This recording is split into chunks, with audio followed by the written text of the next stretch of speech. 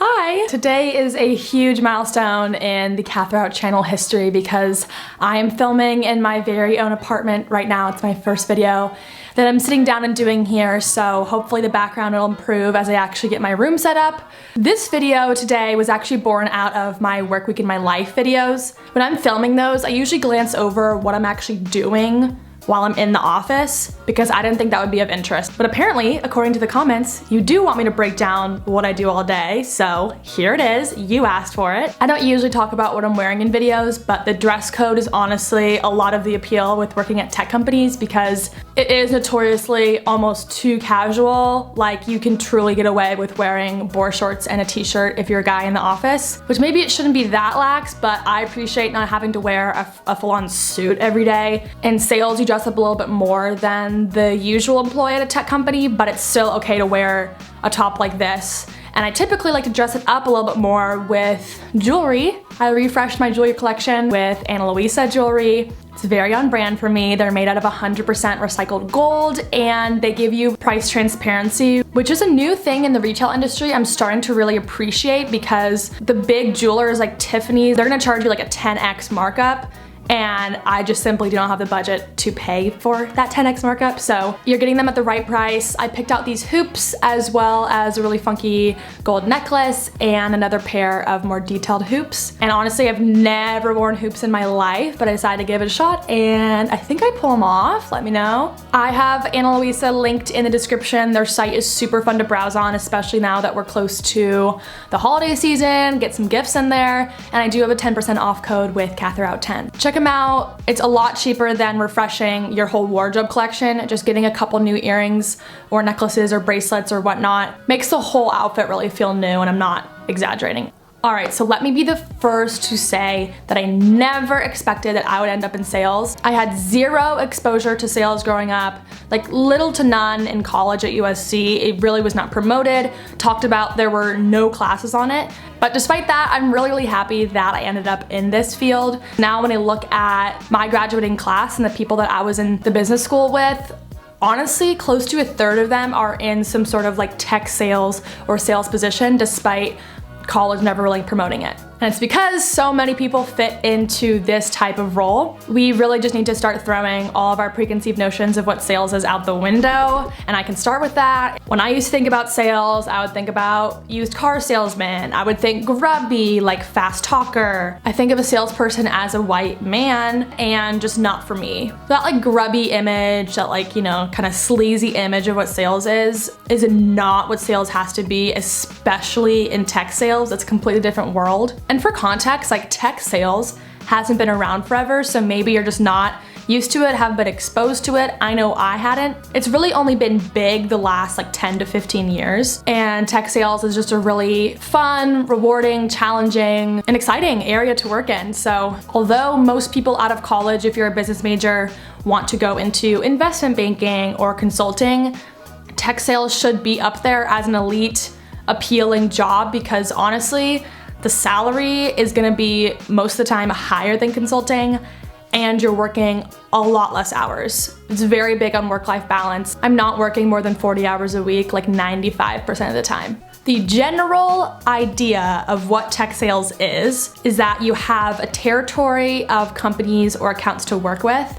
So for the purposes of this video, to help me explain, I'm just gonna use Ana Luisa as an example of a company that could be within your territory to work with. From start to finish, what sales look like is number one, you're researching Ana Luisa, you're figuring out who they are as a company, their goals, how they go to market, any big launches or news pieces that have been circling around lately. Two, identify using LinkedIn or some other service who at Ana Luisa leads the group that your product or service relates to. So if you're selling something for finance people, you wanna find the director of finance. If you're doing IT, director of IT, marketing, VP of marketing, whatever it might be. And then three, you research that person or those people's LinkedIn presence, their online presence, figure out where they've worked in the past, what's important to them, maybe some of the technology that you've used before. I wanna figure out for the director of marketing at Ana Luisa, what they're doing day to day in their role and what's important to them. And four, you're gonna reach out to them and create a tailored, personalized message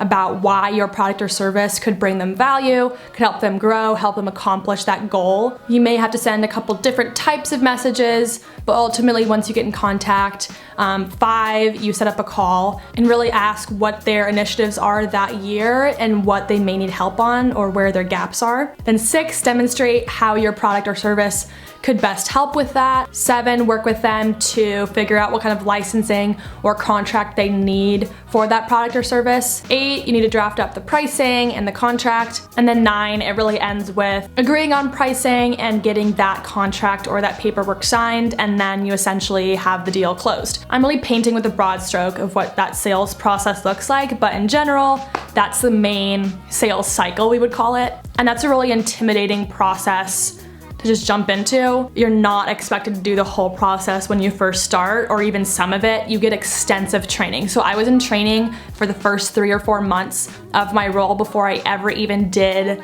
any part of that process on my own without support. There's many different roles that you go through in order to have mastery over that whole sales cycle, so it's not like you're just expected to know how to do all of that without any training. Part of the reason I accepted a job in sales is because I knew there was a lot of mobility in that I could really scale up the ladder of my career fairly quickly. Some of my coworkers go into a new role every single year. So if you're hungry and you want that career growth, like, it is there for you and the roles are there for you. But as a general rundown of what the roles look like that you could potentially apply to and start out your career in, typically out of college, you'd be starting out in a sales development representative or business development representative role, which we shorten to SDR or BDR. So if you see those acronyms or titles posted on a job hub, I didn't know this when I was in college, but that means sales. That doesn't mean operations, doesn't mean a business analyst, that means sales. So that is your pathway to become a salesperson. In that role, you're taking on the initial customer research, you're gathering intel on that account, and then you're drafting a message to them. That could be an email, it could be a call, it could be a video, it could be, which clearly I did, it could be a gift. So if you saw that the director of marketing at Ana Luisa went to USC, you could get her a USC mug and try to start up a conversation that way. You could also invite them to an event. If you see that they like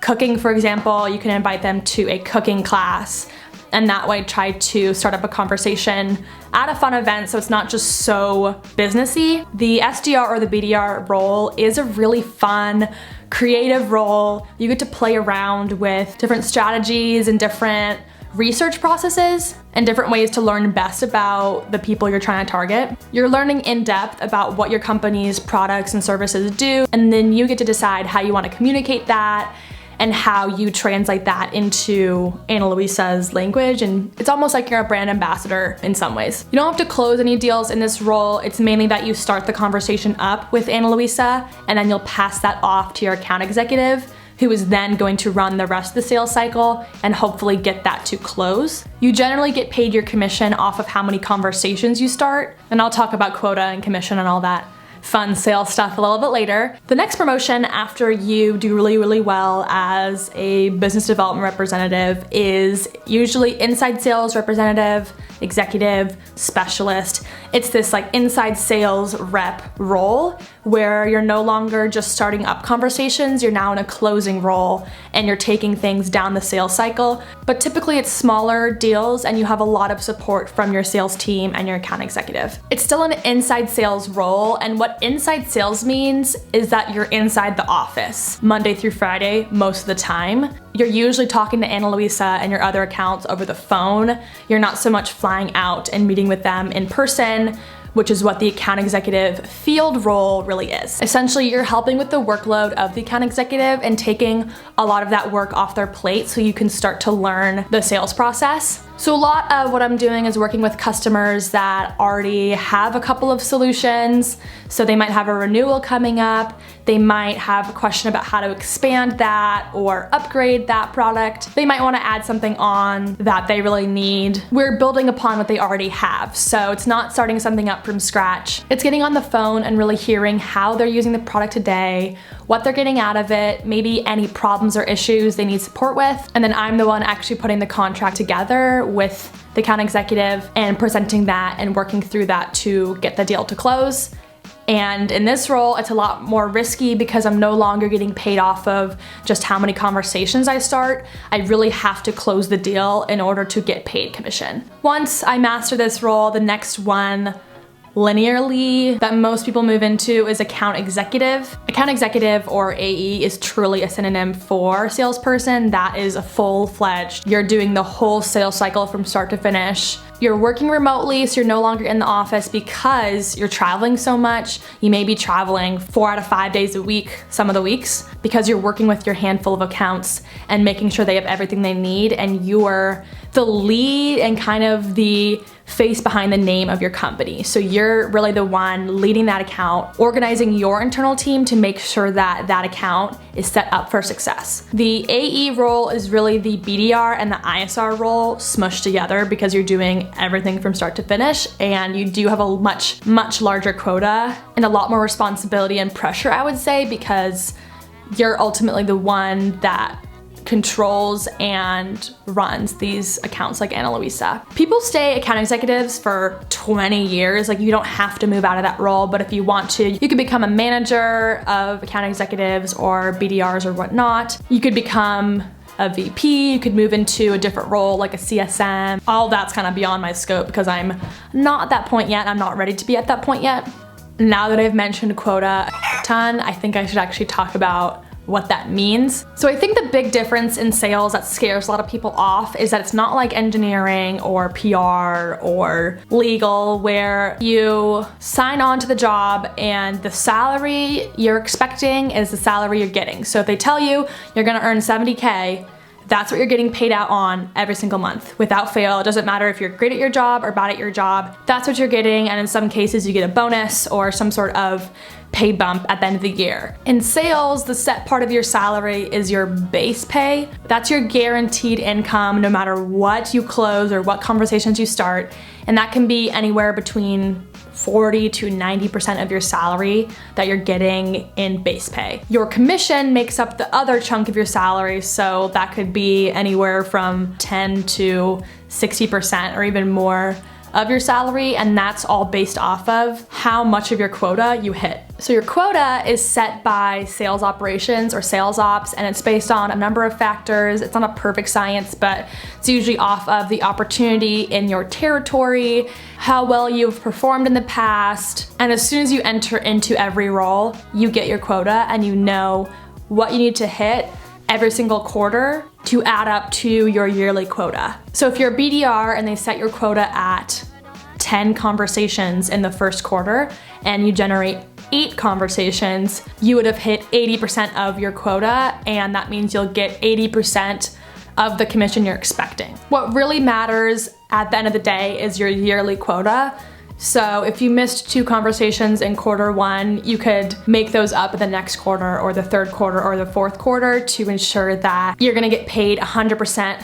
What commission means though is that if you're not hitting quota for whatever reason, you're gonna get paid a lot less than you expected. And commission is taxed higher than base pay or really anyone else's income. So it can be tricky to budget, but you really should not be budgeting with your commission. You should only be budgeting off of your base pay, because realistically, every single quarter, it may take month 1 and month 2 to start up those conversations, to start up those deals, and you might only actually generate things or close deals in the 3rd month. So you could be waiting January, February, and not actually get your commission or any sort of extra pay until March. And that makes it hard to pay your rent if you're not getting the extra pay you're expecting. It is risky, it is scary, it can be stressful because it literally is playing with your income, but it is a motivating factor, because if you hit 150% of your quota, you're gonna get a lot more commission than your expected quarterly or annual pay. So you have a good bit of control over how much work you put in and how tirelessly you work towards that quota, but there is luck involved, and it's not always a sure thing that you're gonna hit your number every single month or for the year. But day to day, what it looks like to actually get to my quota, this is what a lot of you had questions on, was like, what does my day actually look like once I get into the office? I'm just gonna walk you through what an actual day looked like based on my Outlook calendar. So let's go with a couple of Wednesdays below. So I get into the office at 7 a.m. Pacific time because my customers are Colorado to Chicago, so like the mountain and Midwest. So most of them are 2 hours ahead. So 7 a.m. is their 9 a.m. First off, I checked my email, deleted any junk or spam or things that I didn't need to do. And then I looked through any questions people were asking me internally and then any emails from customers externally. Customers always come first, and if they need something, I'm doing that straight away. So it could be pulling one of their contracts. It could be, getting them in contact with, support. Then I ate a little bit of breakfast, and then at 8:30, I had a call with a customer to review their pricing for a product they were looking at. Then I had a break where my account executive on that account called me and we debriefed a little bit and figured out next steps of what we need to do to update that contract. Then I called my other account executive and asked him if there were any updates on another account that we were working with. Then I had an internal training on a update to one of our products. Then I had my check-in with my manager. Then I ate lunch. Then there were some security questions one of my customers asked about because there are these new security measures rolling through California and Europe. So I had to ask our security person about that. Then I had my team meeting. So this is not with my account executives, but rather with my other ISRs or inside sales reps in the office. So we all meet, talk about what's working well, what we can improve, any like tips and tricks that people have learned in that week that we should know about. Just general talk about how we're doing and any updates to the role or what we're doing. And then that marked 3 o'clock. So 3 o'clock is 5 o'clock Central. So that's my work day. So I left and I went to the gym and then I went home. So it is a mix of things. You're having a lot of calls. Usually I have maybe 3 to 5 calls during the day, but you have a good amount of time to yourself to work on, your to-do list. And I'm actually an hourly worker right now, which means if I can't finish everything in 40 hours and I need to work overtime, I get paid overtime, which is really nice. And they do encourage us to keep everything to 8 hours a day and not go over. So hopefully everything I've talked about so far has made sense. Let me know if there are any questions. Next, I want to talk about what skills successful salespeople have and what skills you can work on and build to excel and thrive in sales and even just stand out in interviews. So I see important skills as being achievement oriented, so wanting to hit your goals, being self-motivated, being a critical thinker, being somewhat competitive, having public speaking or presentation skills, having creativity, the ability to think out of the box, and also perseverance for when the times get tough and the quarter gets tough and not everything is working out. I think you'd be surprised how well sales could fit you.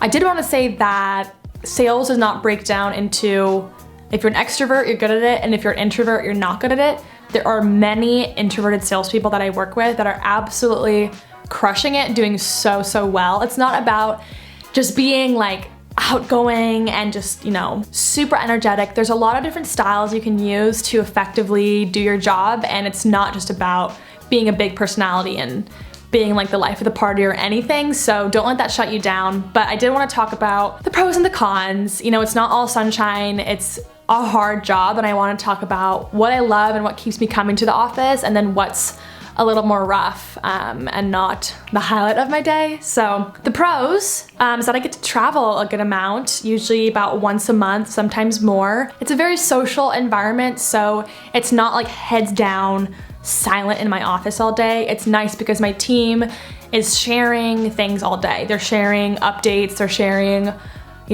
complaints or excitement about new things happening. So you feel like you're in a really good community within the company. You get to decide how hard you work. If you want to put in double the hours to get to your quota, you can do that. If you don't want to put in the work and you don't care about getting to your quota, you can do that. It's not going to work out very well long term, but it really is up to you to hit your quota. No one's gonna do the work for you. You also can accelerate pretty quickly up the chain, so you can get to be an account executive within even just a year or two if you're really serious about it. And then it's very goal oriented, so it's so satisfying.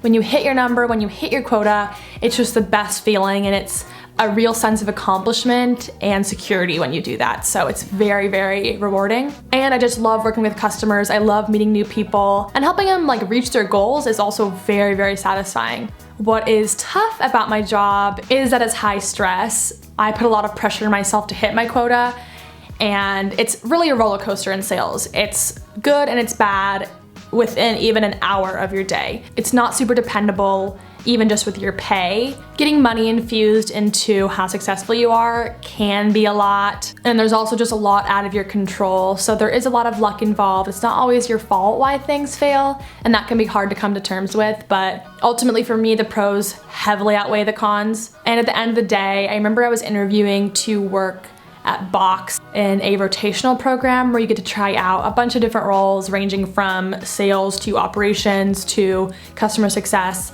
And the CEO for like 30 minutes of the day was talking to us, and he was saying that no matter what, we should make it a priority to be in the sales rotation at some point, because it is a very, very necessary and vital skill to be customer facing, to be able to advocate what your products or services at your company do, and have that experience of being in a sales role for your company sets you up for so many different roles in the future. So even if it's just a few years and you're not a lifetime salesperson, you can move into consulting, you could be a much better product marketing person, you could be even a more successful engineer, because you're hearing what the customers actually need out of your product and what they want to accomplish with it. If there was something I left out of this video that you really wanted to hear about, leave it in the comments. I do my best to respond to everyone, so it will not go to waste. I have a whole playlist of all of my work life and working world related videos, so if you want to watch those, they're in the description or up here. But thank you so much for watching. I will see you all next time, and Cather out.